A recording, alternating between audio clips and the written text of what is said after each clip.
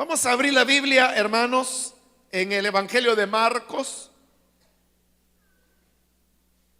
Estamos estudiando este Evangelio y hemos llegado al capítulo número 2 que comenzamos la semana anterior, y ahora vamos a leer los versículos que continúan en este estudio. Dice la palabra de Dios en Marcos capítulo 2, del versículo número 13 en adelante. De nuevo salió Jesús a la orilla del lago. Toda la gente acudía a él y él les enseñaba. Al pasar vio a Leví, hijo de Alfeo, donde éste cobraba impuestos. Sígueme, le dijo Jesús. Y Leví se levantó y lo siguió. Sucedió que estando Jesús a la mesa en casa de Leví, muchos recaudadores de impuestos y pecadores se sentaron con él y sus discípulos, pues ya eran muchos los que lo seguían. Cuando los maestros de la ley, que eran fariseos, vieron con quién comía, les preguntaron a sus discípulos: ¿y este come con recaudadores de impuestos y con pecadores? Al oírlos, Jesús les contestó: no son los santos los que necesitan, no son los sanos los que necesitan médico, sino los enfermos. Y yo no he venido a llamar a justos, sino a pecadores. Amén. Hasta ahí dejamos la lectura. Pueden tomar su asiento, por favor.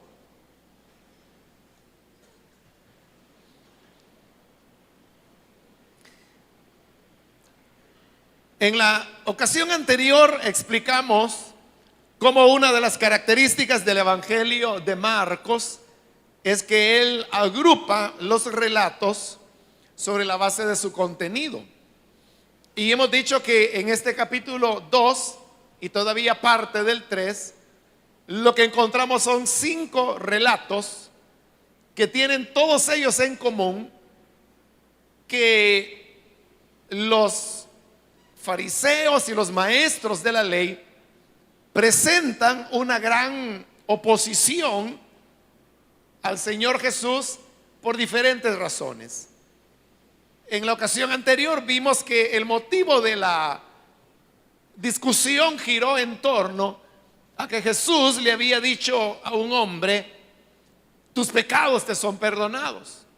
Luego Jesús le sanó y con eso él dijo que estaba dando una prueba que él podía o tenía autoridad para perdonar los pecados, porque era más difícil a la vista humana decirle al hombre: levántate, toma tu camilla y anda, que decirle: tus pecados te son perdonados. En el relato que hoy hemos leído encontramos el segundo relato. Este relato otra vez se caracteriza porque los maestros de la ley y los fariseos están criticando a Jesús, solo que por una situación diferente.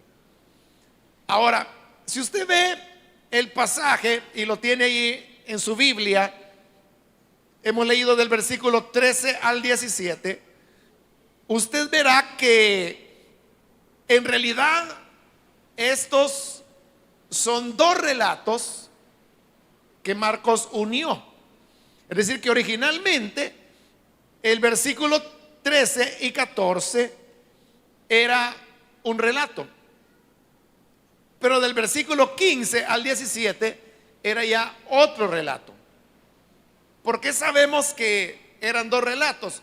Bueno, Es muy sencillo, hay dos detalles que nos hacen ver eso. En primer lugar,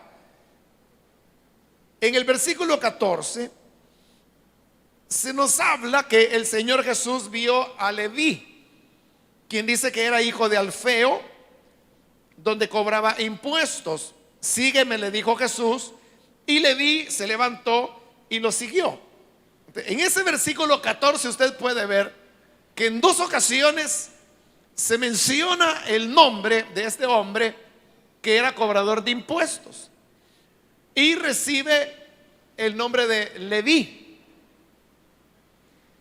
Pero sucede que esta es la única vez que el Evangelio de Marcos mencionará el nombre de Leví. En la siguiente parte, que sería el otro relato, que va del versículo 15 al 17, ya no se menciona el nombre, excepto en el versículo 15, y luego ya no hay una mención de Leví. Como dije, esta es la única vez que el Evangelio de Marcos menciona el nombre de Leví, y también no se menciona en todo el Nuevo Testamento, con excepción del Evangelio de Lucas, donde precisamente, porque recuerde que Lucas redactó su Evangelio utilizando dos fuentes básicas, y una de esas fuentes básicas es precisamente el Evangelio de Marcos. Entonces, lógicamente, lo que hizo Lucas fue tomar este relato de Marcos, y por eso él también menciona a Leví. Esas son las únicas dos veces en el Nuevo Testamento que aparece el nombre de Leví. Si solamente existiera el Evangelio de Marcos y el Evangelio de Lucas, nosotros no tendríamos posibilidades de saber o no saber si este Leví llegó o no llegó a ser un apóstol de Jesucristo. Quien cambia todas las cosas es el Evangelio de Mateo, que aunque Mateo no menciona el nombre de Leví, sin embargo, este relato que acá hemos leído, también Mateo lo incorpora en su Evangelio, porque Mateo también utilizó el Evangelio de Marcos como una también de sus dos fuentes fundamentales. Entonces, es él el que no utiliza el nombre de Leví, sino que en su lugar utiliza el nombre de Mateo, que posteriormente el mismo Evangelio habrá de mencionar que Mateo llegó a ser uno de los 12.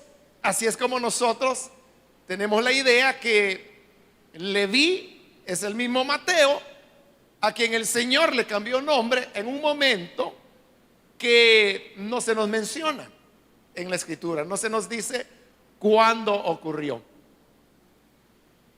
La otra razón por la cual uno ve que estos originalmente eran dos relatos es que usted puede ver que hay como cierta incoherencia en el siguiente sentido, que en el versículo 14 dice que al pasar el Señor Jesús vio a Leví, hijo de Alfeo, donde éste cobraba impuestos. Sígueme, le dijo Jesús, y Leví se levantó y lo siguió.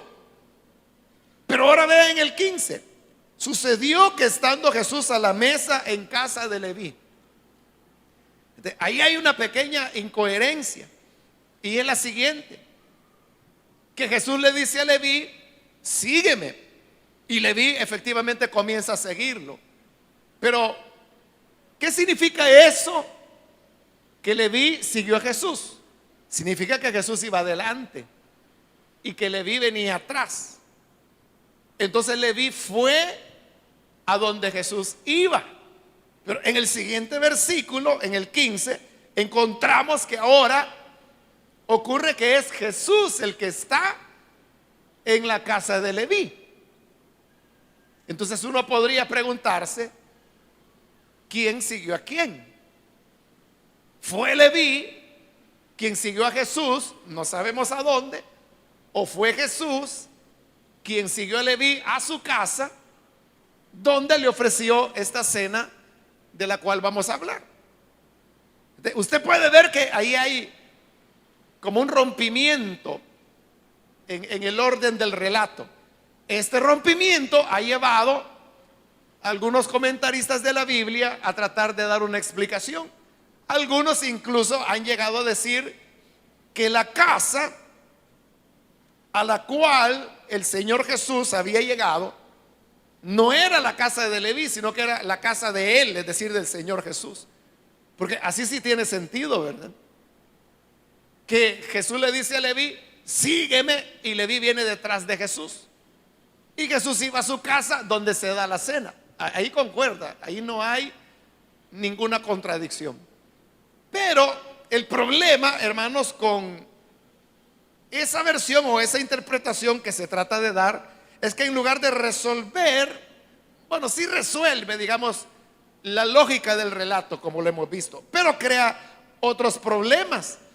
Y es que es evidente que la casa a la cual Jesús fue no fue su propia casa, porque Jesús no la tuvo. Y además, cuando Jesús se encontraba en los alrededores del lago de Galilea, que es donde el versículo 13 dice que Jesús había vuelto, Jesús se quedaba en la casa de Pedro, que no era casa del Señor Jesús. Por lo tanto, es evidente que Jesús, a donde había ido, era a la casa de Leví. Entonces, ¿cómo se puede explicar esto? Esta pregunta que nos hacíamos: ¿quién siguió a quién? ¿Leví siguió al Señor Jesús, o fue Jesús quien siguió a Leví para ir a comer a la casa de él? La única forma de poderlo resolver es que esto se produjo en dos momentos. Un primer momento, que es cuando Jesús le dice a Leví: sígueme. Y el otro momento, que es ya otro relato, que es cuando, quién sabe, quizás días o semanas después, Leví invita al Señor Jesús para que vaya a comer a su casa. Entonces, note, tenemos dos relatos. El primero, como dije ya, es del versículo 13 y 14, que se dio en algún momento. Y luego viene el otro relato, que va del 15 al 17, que se dio en un momento seguramente posterior al primero. Lo que no sabemos es cuánto tiempo transcurrió entre el primero y el segundo relato. Pero como dijimos la vez anterior, y acabo de decirlo hoy que iniciamos, es una característica de Marcos, que él junta relatos, historias, de acuerdo a su tema. Y lógicamente, como los dos relatos están hablando del mismo personaje, de Leví, entonces mucha más razón para poderlos unir. Pero esa unión, usted puede ver, se logra vislumbrar. Uno logra percibir, por las razones que he mencionado, que hay allí dos relatos que eran separados originalmente, pero que Marcos lo unió. Bueno, así es como Dios quiso que este relato llegara hasta nosotros. Porque recuerde que, si bien es cierto que fueron seres humanos los que redactaron todos los libros de la Biblia, sin embargo, todos ellos actuaron bajo la inspiración del Espíritu Santo. Porque toda la escritura es inspirada por Dios. Pero lo interesante es cómo esa inspiración funcionó. Y por eso es que resulta maravilloso el poder entender detalles como este. Que la inspiración no era como a veces lo imaginamos, que era como un dictado, ¿verdad? Como que los hombres de Dios oían la palabra de Dios, y ellos eran como secretarios que estaban anotando todo lo que Dios les dictaba. Pero esa es una idea equivocada de cómo era la inspiración. La inspiración operó de una manera milagrosa, pero lo tremendo es que los hombres a quienes el Espíritu Santo inspiró para escribir estas cosas no se dieron cuenta que estaban siendo usados por el Espíritu Santo para escribir como escribieron. Es más, ellos ni tenían conciencia que lo que estaban escribiendo un día llegaría a ser escritura. Y le aseguro que si a cualquiera de ellos se les hubiera dicho: oiga, esto que usted está escribiendo un día llegará a ser escritura, él hubiera pensado que eso era una broma de mal gusto, o quizá hasta se hubiera sentido ofendido y hubiera dicho: ¿cómo va a creer que lo que yo estoy escribiendo usted lo va a comparar con las sagradas escrituras de Moisés, de los profetas? Pero era lo que de verdad estaba sucediendo. Entonces la inspiración no es algo tan mecánico como a veces imaginamos, sino que operó como Dios siempre opera, que en todo lo que Él hace, nosotros ni cuenta nos damos de lo que Él está haciendo. Nos venimos a dar cuenta cuando ya hizo lo que Él quería hacer. Y cuando nos damos cuenta, entonces decimos: gloria a Dios por lo que Él hizo. Pero ya lo hizo, y lo hizo a través de nosotros, usándonos a nosotros, y ni cuenta nos dimos. Entonces, así fue acá. Marcos hizo esto juntando relatos, pero no sabía que el juntar esos relatos era la obra del Espíritu Santo. Por eso yo le decía hace un momento: así quiso Dios que llegara a nosotros. El relato así lo tenemos, y así lo disfrutamos, y así nos llenamos estudiando esta palabra. Bien, entonces veamos. Pasa el Señor, estoy de nuevo en el 14, y vio a Leví, hijo de Alfeo, donde este cobraba impuestos. Normalmente el nombre de Leví se le daba a los que eran miembros de la tribu de Leví, es decir, los que eran levitas. Precisamente por eso les daban el nombre de Leví, porque su padre, su antecesor, el hijo de Jacob, se había llamado Leví. Entonces, en honor a él, era que a los descendientes de los levitas, no a todos, pero a algunos de ellos les daban el nombre de Leví. Como este cobrador de impuestos se llamaba Leví, es bastante probable que él haya pertenecido a la tribu de Leví. Ahora, los levitas o miembros de la tribu de Leví, si usted ha leído la Biblia y está familiarizado con ella, usted sabrá que ellos no recibieron tierra en Israel, porque el trabajo de ellos no era un trabajo en la agricultura, no era un trabajo con ganadería, no era un trabajo con pesca. El trabajo de ellos era servir como sacerdotes en el templo del Señor. Es decir, que era una tribu privilegiada, porque habían sido escogidos para una tarea sagrada, una tarea santa. Pero vea qué paradoja. Si Leví era un levita, qué contradicción es que en lugar de estar en los trabajos santos del servicio al Señor, resulta que él se ha convertido en un cobrador de impuestos, en un publicano.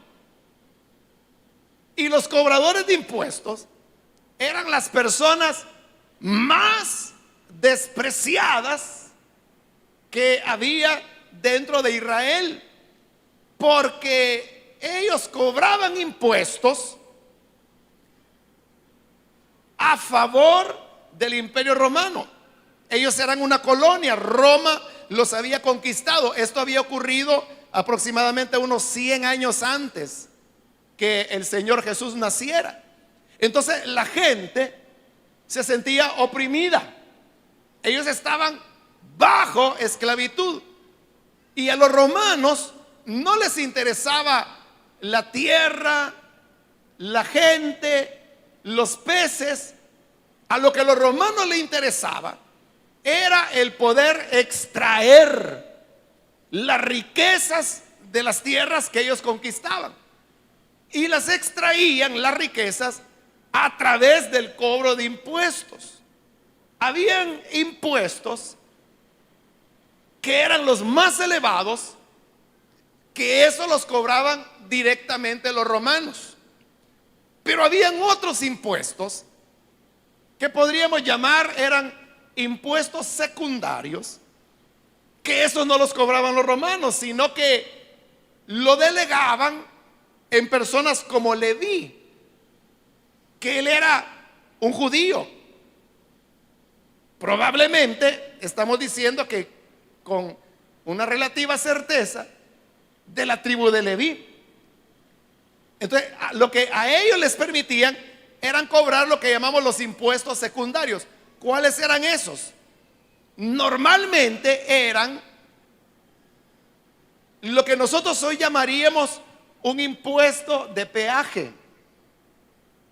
Es decir, por usar un camino, por pasar por determinado lugar, ahí estaban los cobradores de impuestos o publicanos, que era el otro nombre que se les daba. Entonces, ellos se ponían en los caminos. A cada uno se le había asignado un punto en alguna ruta. Entonces, ellos tenían que pagar impuestos por transitar en su propia tierra. Imagínense qué paradoja que ustedes le tuvieran que decir: mire, para entrar a su colonia usted tiene que pagar un impuesto. Para entrar al pasaje donde usted vive tiene que pagar un impuesto. Para caminar sobre esta calle tiene que pagar un impuesto. Pero aquí viene el punto. No era solo que ellos estaban dispuestos a cobrar esos impuestos, lo cual ya la gente lo repudiaba. Así como usted me podría decir: hombre, entonces tengo que pagar para llegar a mi propia casa. Hasta tengo que pagar ahora por caminar por el campo. Así era. Eso es un abuso. Pero eso no era todo, sino que los cobradores de impuestos, los romanos, les permitían que ellos pusieran el impuesto. Claro, los romanos habían hecho como una especie de tarifa. Si usted iba a pie, sin nada, eso era una tarifa. Pero si usted iba a pie y llevaba una carga en sus espaldas, la tarifa era mayor, porque ya no era solo usted, sino que llevaba carga. Si usted iba a pie, pero llevaba un burrito, por decir algo, la tarifa subía, porque hoy tenía que pagar por usted y por el burrito. Si el burrito llevaba carga, la tarifa subía más. Si la carga era más grande, era más el impuesto que tenía que pagar. Y si no lo pagaba, no podía pasar por ahí.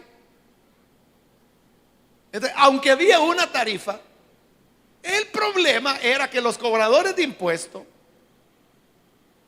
al final terminaban cobrando lo que ellos querían, porque era prácticamente, hermano, una cuestión muy arbitraria, muy al gusto de la persona. Imagínese usted que venía una persona delgada y entonces cuando llegaba le decía: bueno, para que usted pueda pasar por acá tendrá que pagar un denario. Y si no lo pagaba no podía pasar. Forzosamente tenía que pagarlo y la persona pasaba. Pero luego venía otra persona detrás y otra vez lo detenía el cobrador de impuestos. Le decía: mire, para pasar por acá usted tiene que pagar 2 denarios. Y él pues decía: oiga, ¿pero por qué? Si la persona que pasó primero, que no lleva ninguna carga, usted solo le cobra un denario. Yo también voy solo, no llevo ninguna carga y me cobra el doble, 2 denarios. ¿Por qué? Entonces le dice: lo que pasa es que aquel es delgadito, pero usted está un poquito sobrado de peso. Así que doble tarifa. cosas así. Era una cosa muy arbitraria. Entonces, o venía un burrito y decía, mire, yo calculo que este burrito ha de pesar 500 libras. Y el hombre le podía decir, pero ¿cómo va a pesar 500 libras si no es toro? Es un burrito. No, no, pero yo calculo que eso. Así que le ponía el impuesto que quería. ¿Qué hacían los cobradores de impuestos con ese exceso que ellos cobraban? Se quedaban con ese dinero. Y por eso es que los cobradores de impuestos eran ricos, pero la gente los odiaba, los despreciaba, no solo porque se habían vendido el imperio, no solo porque cobraban impuestos a su gente para enviarlo a Roma, sino que sobre eso también estafaban a las personas. Y ellos se hacían ricos sobre la pobreza de las personas. Si alguien llevaba, por ejemplo, peces para vender, entonces lo detenía el cobrador de impuestos. Para pasar por esta calle, usted tiene que pagar, que le digo, 3 denarios, porque lleva carga. Y el pescador podía decir, oiga, pero si yo voy al mercado y voy a vender estos peces, y si los vendo todos con la ayuda de Dios, lo que voy a ganar son 2 denarios. Eso va a ser mi ganancia. Y usted me está cobrando 3 por pasar. Entonces toda la ganancia me la está quitando. Entonces venía el cobrador de impuestos y le decía, ese es tu problema. Si quieres pasar e ir al mercado, 3 denarios. ¿Cómo no iba a caer mal esta gente, hermano? Entonces el pueblo los consideraba como gente repudiable. Los odiaban, los aborrecían, los tenían como traidores, estafadores, ladrones. Y era cierto, todo eso eran ellos, extorsionaban a las personas.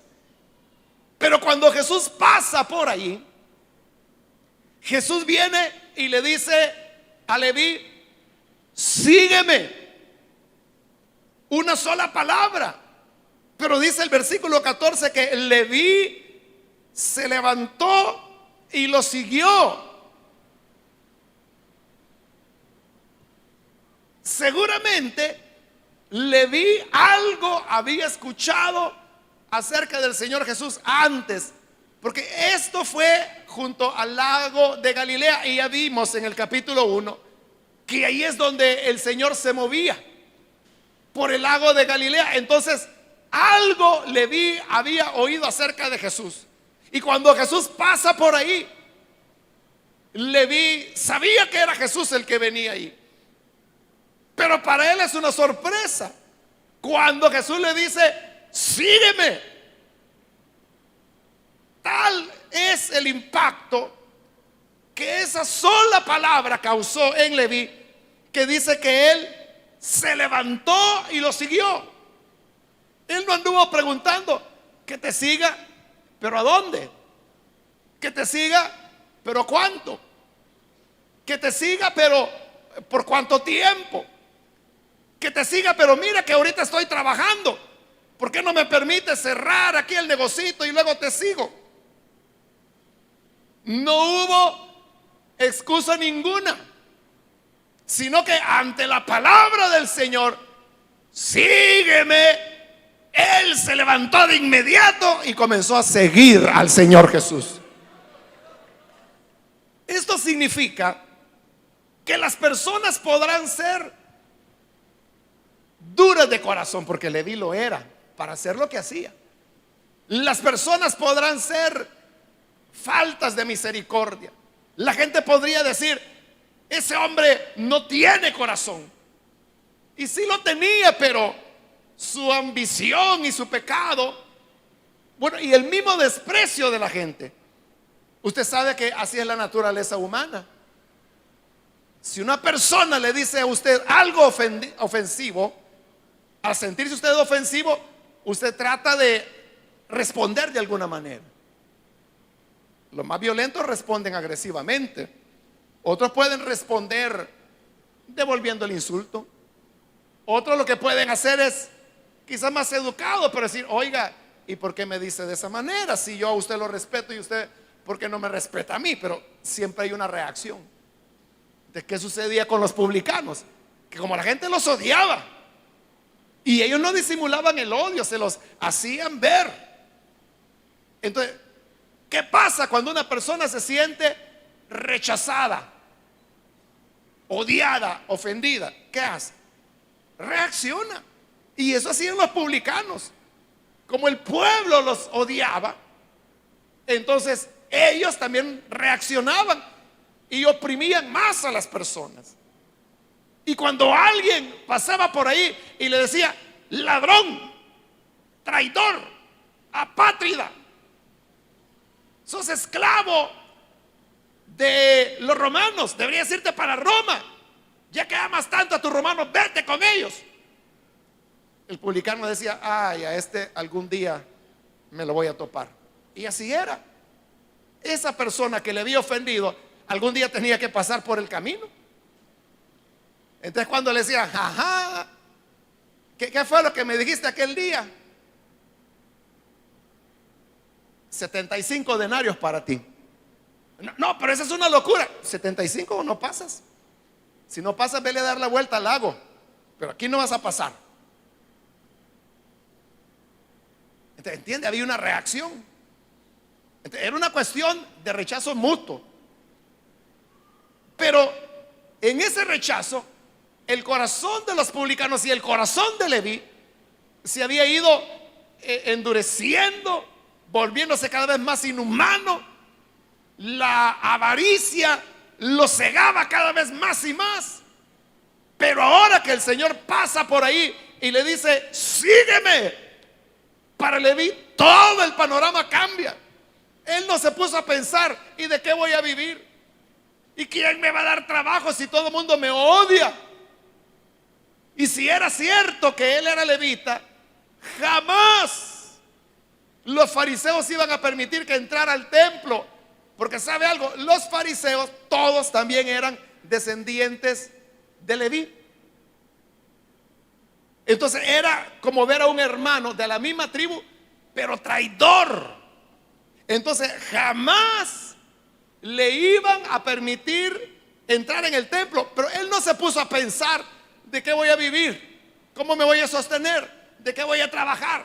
Y ya él se había acostumbrado a una vida de lujos, a una vida de riqueza. Pero cuando el Señor le dijo: sígueme, él obedeció y sin pensar nada, solo siguió al Señor. Porque él dijo: si él me dice sígueme, él tendrá las respuestas para mí. Ese es el poder de nuestro Señor Jesucristo para transformar cualquier persona. Si hay duda que el Señor pueda cambiar, convertir a alguien, aquí tenemos una muestra de un hombre duro, malhechor, ladrón,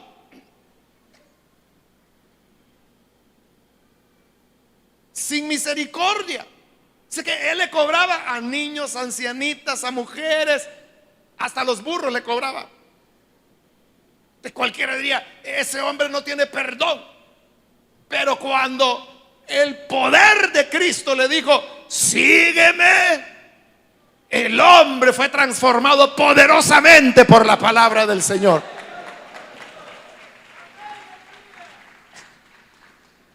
Así que nosotros no debemos dudar que el Señor tiene poder para transformar a cualquier persona.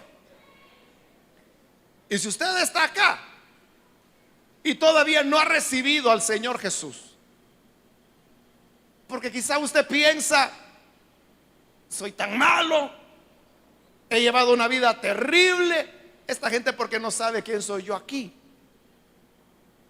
Pero yo no tengo ya perdón. Si eso es lo que cree, aquí está el Señor Jesús para hacerle un hombre nuevo, una mujer nueva.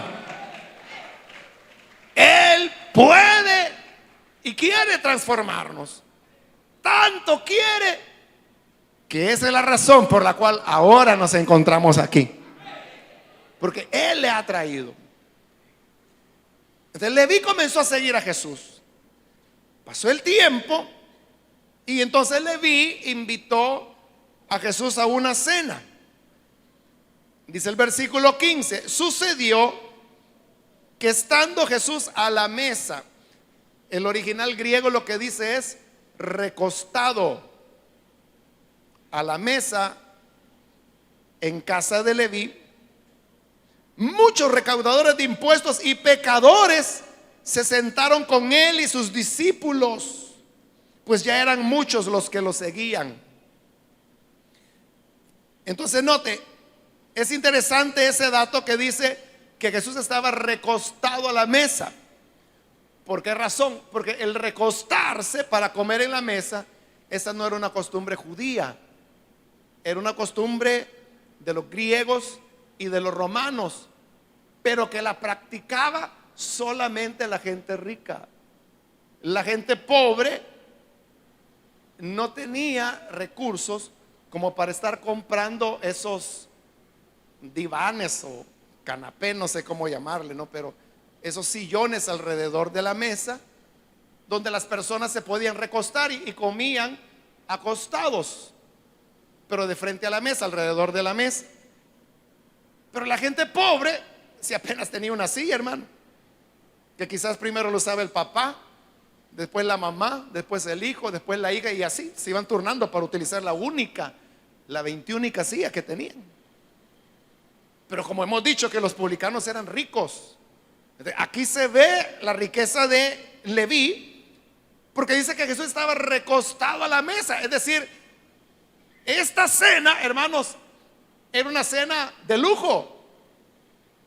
Era una ocasión muy especial para Leví. Él decía: un privilegio que el profeta Jesús de Nazaret venga a comer a mi casa. Así que los mejores platos, y sacaron los divanes y estaban comiendo como comía la gente rica. Pero no solamente estaban Leví, sino que habían otros recaudadores de impuestos, es decir, otros odiados, otros repudiados, y además dice que también y pecadores que se sentaron con él. Esa expresión, cobradores de impuestos y pecadores, o en otras palabras, publicanos y pecadores, es una expresión que, bueno, solamente acá en la traducción NBI se repite 2 veces. En la Reina Valera la expresión se repite 3 veces. Publicanos y pecadores, publicanos y pecadores, publicanos y pecadores, porque solo entre ellos se juntaban. Pero cuando dice pecadores, no está hablando de gente que decía una mentirita. No estaba hablando de pecadores: ay, es que fíjese que tuve un mal pensamiento y por eso soy pecador. No, cuando aquí habla de pecadores, estaba hablando de asesinos, ladrones, secuestradores, es decir, la peor calaña. ¿Por qué razón? Porque nadie aceptaría a ir a comer a casa de un publicano, porque los odiaban tanto que ellos decían que cualquiera que fuera a casa o tuviera amistad con un cobrador de impuestos se contaminaba con el pecado de él. Entonces la gente, llamémosle decente, no iba con ellos. Entonces los cobradores de impuestos se quedaban sin amigos. Pero había gente a la cual no le importaba, y alguien que había matado como a 4 allí, si Leví lo invitaba, él iba, porque a ese criminal nadie lo iba a invitar tampoco. Las prostitutas, ¿quién las iba a invitar a comer a su casa? Quizás ni su familia las quería. Pero cuando un publicano que se sentía solo porque todo el mundo lo rechazaba, porque todo el mundo lo veía como una peste, porque todo el mundo lo veía como una desgracia, él no iba a estar solo toda la vida. Entonces buscaba amistades. Y si lo único que le quedaba era los ladrones, los asesinos, los secuestradores, las prostitutas, esos eran los amigos. y con ellos comían. Y esta es la gente que le había invitado. ¿Y a quién más iba a invitar? Si se invitaba a un maestro de la ley, no iba a llegar. Si invitaba a un fariseo, no iba a llegar. Si invitaba a cualquier ciudadano, no iban a llegar. Solo gente de esa calaña iba a llegar. Y invitan al Señor, que era el nuevo amigo de Leví. Y Jesús va y lleva a sus discípulos. Aquí viene ya el conflicto, dice el versículo 16. Cuando los maestros de la ley, que eran fariseos, vieron con quién comía, les preguntaron a sus discípulos. Quizá los discípulos no habían querido mucho entrar en esa casa tampoco. Entonces, ya que estaban a mano, les preguntan a ellos: ¿y este come con recaudadores de impuestos y con pecadores? Como diciendo: ¡qué barbaridad! Si este Jesús dice que viene de parte de Dios, ¿cómo es que está en amistad, platicando y comiendo con lo peor de lo peor? Como la gente dice ahora, con la basura. Con ellos estaba. ¿Cómo es que come con ellos? De seguro los discípulos ni respuesta hubieran podido dar. Pero el Señor, que lo sabe todo, dice el versículo 17, al oírlos, Jesús les contestó. Él dio la respuesta: no son los sanos los que necesitan médico, sino los enfermos. Y yo no he venido a llamar a justos, sino a pecadores. ¿Qué está ocurriendo ahí? Lo que está ocurriendo es que se está produciendo un choque en los conceptos de santidad que los fariseos tenían y que Jesús tenía. ¿Cuántos creen que Jesús es santo? ¿Y cuántos quieren ser santos con la santidad que Jesús tuvo? Bueno, si usted quiere tener la santidad de Jesús, este mensaje es para usted. Tiene que entender cuál era el concepto que Jesús tenía de santidad. Pero primero le digo el de los fariseos. Los fariseos también decían que eran santos. Creo que fue en la ocasión anterior que le expliqué que la palabra fariseo lo que significa es separados. O sea, no recuerdo si fue aquí o a saber a dónde que prediqué eso, pero hace poco lo dije. Pero si no lo dije, se lo estoy diciendo. Eso significa la palabra fariseo, separado. Es decir, ¿qué eran los fariseos? Gente santa. ¿Pero en qué sentido? O sea, ¿qué entendían ellos por santidad? Su nombre lo decía, fariseo. Para ellos santidad era separación. Entonces, si aquel es un cobrador de impuestos, yo no me acerco a él y así me mantengo santo. Si aquel hombre es un homicida, yo no me acerco a él. Yo no quiero tener amistad con esa gente y así conservo mi santidad. Esa mujer es prostituta, que ni me toque, porque voy a perder la santidad. Entonces, ¿cuál era la idea de santidad de ellos? De los fariseos, de los separados. ¿Cuál era su idea de santidad? Esa, la separación. Mantenerse separado del pecado, de las personas que cometían pecado, de los lugares donde se practicaba pecado. Es decir, que es parecido, hermano, a lo que nosotros entendemos por santidad. Porque ¿qué entendemos nosotros por santidad? Entendemos que hay que ir o no hay que ir a una discoteca. ¿El santo va o no va a una discoteca?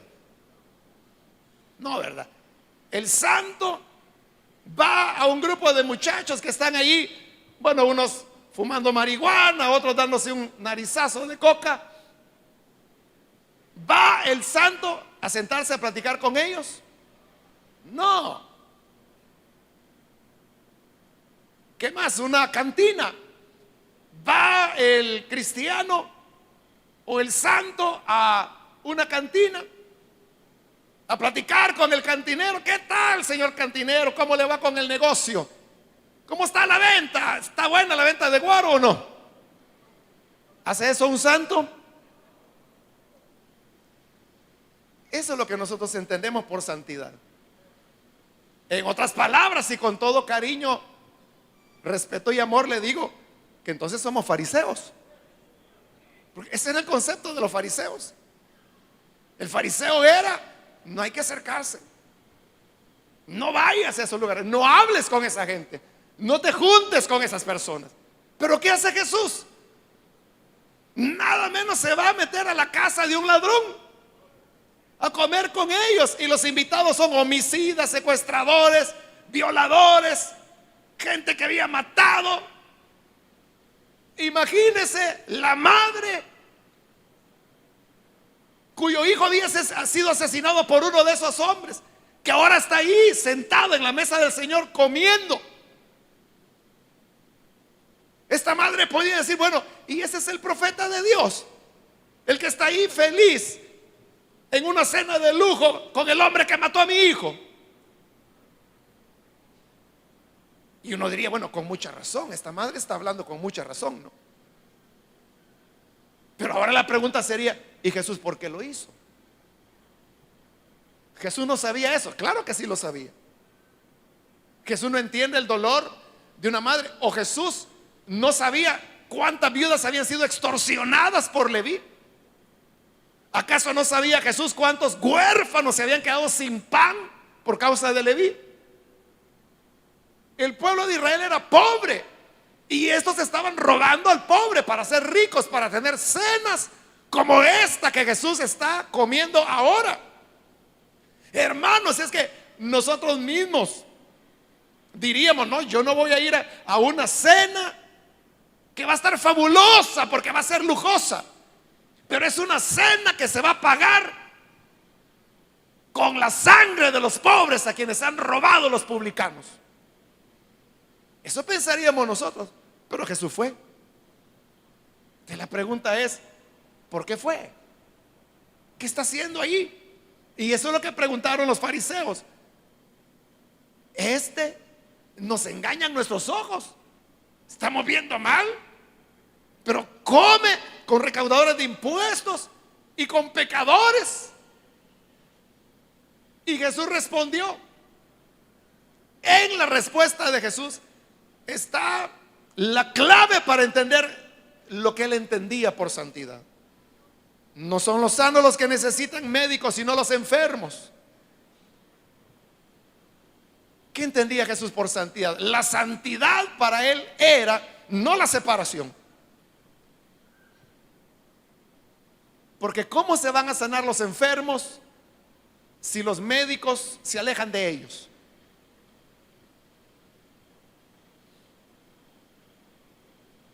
Para Jesús la santidad era todo aquello que permitiera que la voluntad de Dios se cumpliera.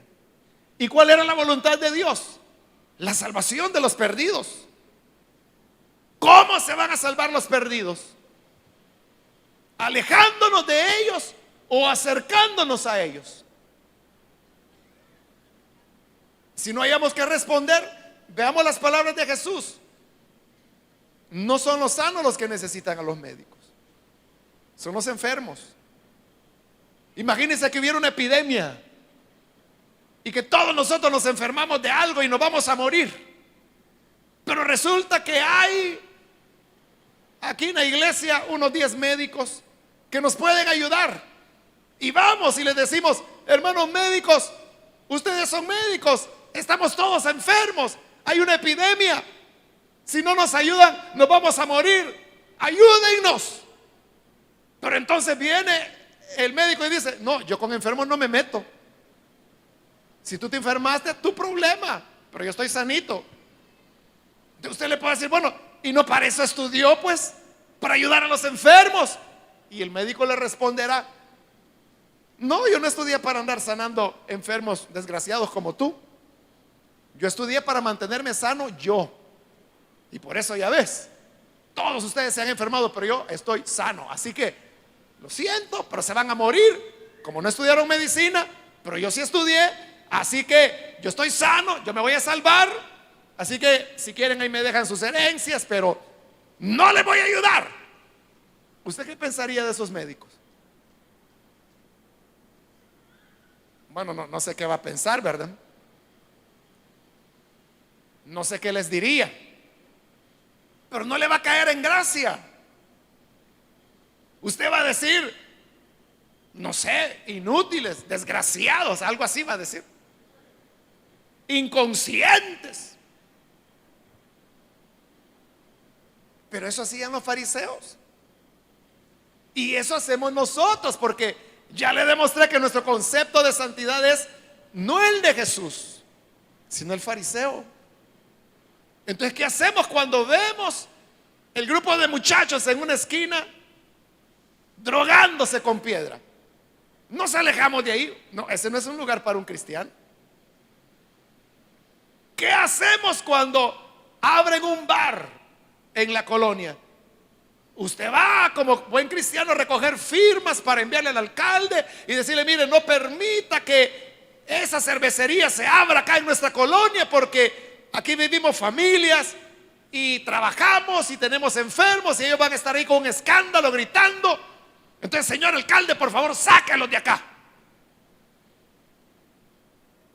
Ese es nuestro concepto.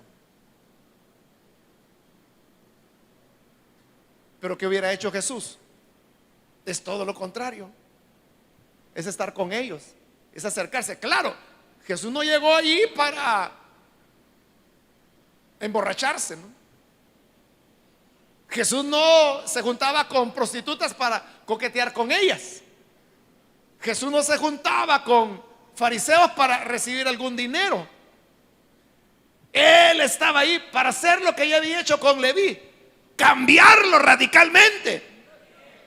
Pero ¿cómo lo hubiera cambiado si no se acerca a él? Los fariseos no les hablaban. Entonces, ¿cómo iban a ser salvos? La santidad de Jesús es que todo aquello que contribuye a la voluntad de Dios, y la voluntad de Dios es la salvación de los seres humanos. ¿Cómo se van a salvar las personas? Vamos a ser como esos médicos que le damos la espalda a los enfermos y le decimos, no, yo estudié medicina, pero para curarme yo. Igual usted dice, yo ya salvé mi pellejo, yo soy de Cristo, yo alabo a Él, yo en la iglesia me siento feliz, ahí canto, ahí lloro, ahí ofrendo, ahí leo la palabra, escucho la predicación, ahí he recibido, viera cuánto milagro, cuánta oración el Señor me ha respondido. Usted está muy feliz con su salvación, pero sucede que ahí en su barrio, en su pasaje, en su colonia, hay algún borrachito y usted dice, no, yo con él no me junto. ¿Qué van a decir las personas? Ellos saben que soy evangélico, voy a dar mal testimonio si me hago amigo del bolo, si me hago amigo de aquel que todo el mundo sabe que es un carterista. Aquí vive en la colonia, pero ese lo han visto por allá robando cadenas, relojes, celulares. Se viene con la bolsada de celulares todas las tardes. ¿Cómo voy a ser yo amigo de él? Eres el médico que le está diciendo al enfermo, problema tuyo. Pero Jesús dijo, no es el sano. ¿Cómo voy a estar yo con los santos? ¿Cómo voy a estar yo con la gente recta? ¿Cómo voy a estar con los honestos? ¿Cómo voy a estar con los fieles? Si yo soy un médico, tengo que buscar al enfermo, tengo que ayudar al enfermo, tengo que ir a él. No he venido a llamar a justos, sino a pecadores. Entonces, hay que ir donde los pecadores están. Esto, hermanos, es tremendo, porque nos desafía, porque rompe con el concepto. Nadie, hermano, que nadie vaya a decir, no, el hermano dijo que hay que ir donde están los pecadores, así que ahorita mismo me voy a la discoteca, me voy al bar, me voy al boulder. No, no estoy diciendo eso. Depende qué vayas a hacer. Si vas a ir a tomar, no vayas. Si vas a ir a fornicar, no vayas. Pero si vas a ir a hacer luz como Jesús lo era, ve. Y el Señor te bendecirá. Hay ministerios, hermanos, aquí en el país que se dedican a evangelizar a los hombres que se prostituyen en diversas calles de nuestras ciudades. Esos hombres que se visten de mujer, que uno no sabe si son mujeres o hombres, ¿verdad? Pero ahí están. Ellos viven de eso, se prostituyen. ¿Sabía usted que hay ministerios que van todas las noches a evangelizar a estas personas? No son muchos los que van, pero van. ¿Iría usted? ¿Iría usted ahí a una esquina donde hay dos hombres con falditas hasta por acá, tacones altos, que parecen muy bien mujeres, pero son hombres y se están prostituyendo? ¿Llegaría usted a hablarles ahí de Cristo? ¿O diría usted, y qué tal si en el momento que estoy ahí pasa por ahí un diácono? Saber qué va a pensar que estoy haciendo. Entonces, mejor no. Entonces es el médico rehusando atender al paciente. Bueno, quizá le estoy poniendo un ejemplo que alguien podría decir es exagerado, pero es real. Es real porque existen esos ministerios. Como hay ministerios, eso, hay más ministerios que van a evangelizar prostitutas. Hay más. Los que van a evangelizar hombres que se prostituyen, haciéndose pasar por mujeres, son menos, pero hay ministerios cristianos que lo hacen. Eso es lo que debemos hacer. Entonces, lo que tenemos que hacer, hermanos, es leer las escrituras con ojos de hoy, para entender qué haría hoy Jesús y cómo actuaría, cómo sería la santidad de Jesús hoy. Entonces ya le expliqué qué hacían los cobradores de impuestos, que extorsionaban a las personas. Entonces basta con que uno lea la Biblia, pero con ojos modernos, y eso implica a veces solamente cambiar algunas palabras. Pero al cambiar esas palabras vamos a encontrar el mensaje que significó esta porción en el siglo primero.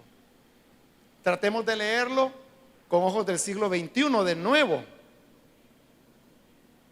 Dice el versículo 13: de nuevo salió Jesús a la orilla del barrio. Toda la gente acudía a él y él les enseñaba. Al pasar vio a Leví, hijo de Alfeo, donde cobraba la renta. Sígueme, le dijo Jesús. Y Leví se levantó y lo siguió. Sucedió que estando Jesús a la mesa en casa de Leví, muchos que cobraban la renta y miembros de pandillas se sentaron con él y sus discípulos, pues ya eran muchos los que lo seguían. Cuando los maestros de la ley, que eran fariseos, vieron con quién comía, les preguntaron a los discípulos: ¿y este come con renteros y con miembros de pandillas? Al oírlos, Jesús les contestó: no son los sanos los que necesitan médico, sino los enfermos. Y yo no he venido a llamar a evangélicos, sino a pecadores.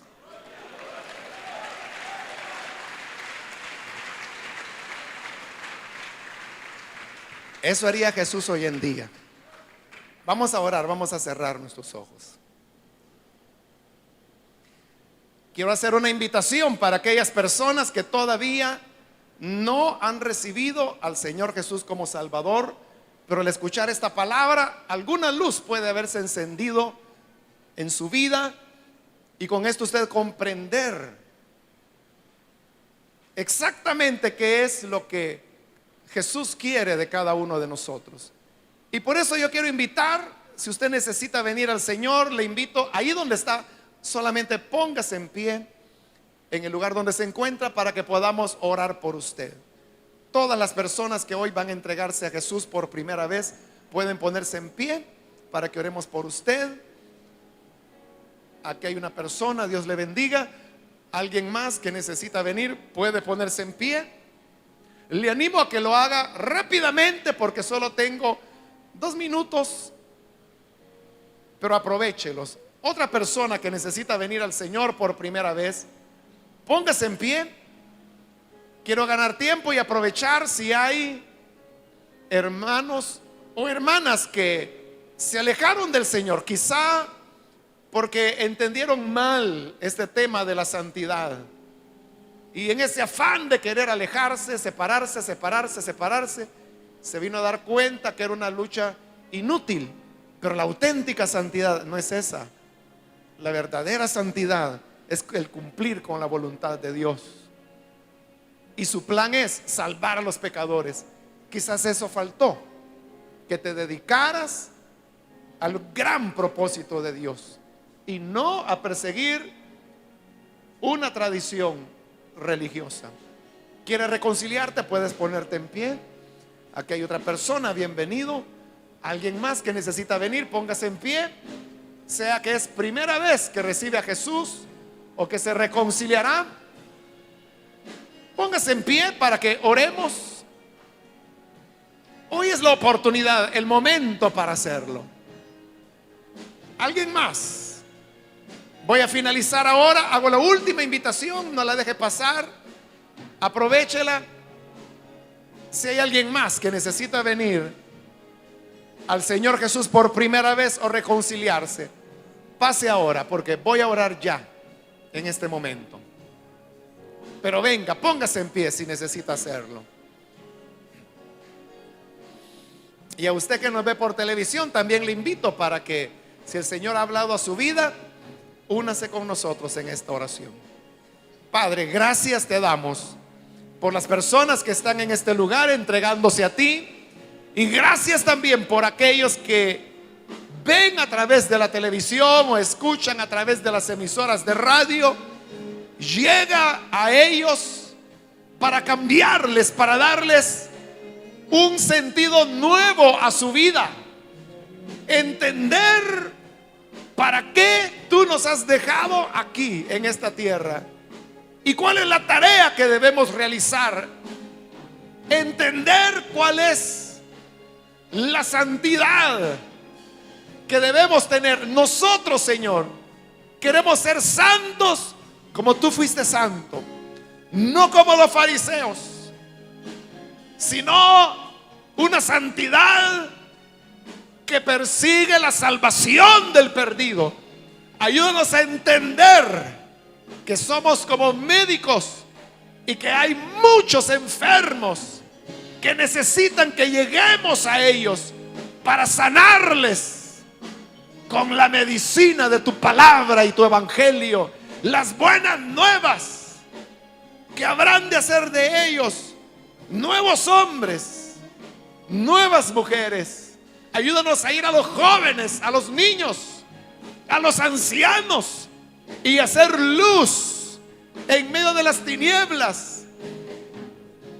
Que como luz no busquemos más luz con otros que ya son luz, sino que vayamos donde hay oscuridad y donde se necesita que nuestra luz alumbre, porque tú no has venido a buscar buenos ni justos, sino que veniste a buscar a los que necesitan salvación, porque se encuentran perdidos, muy perdidos.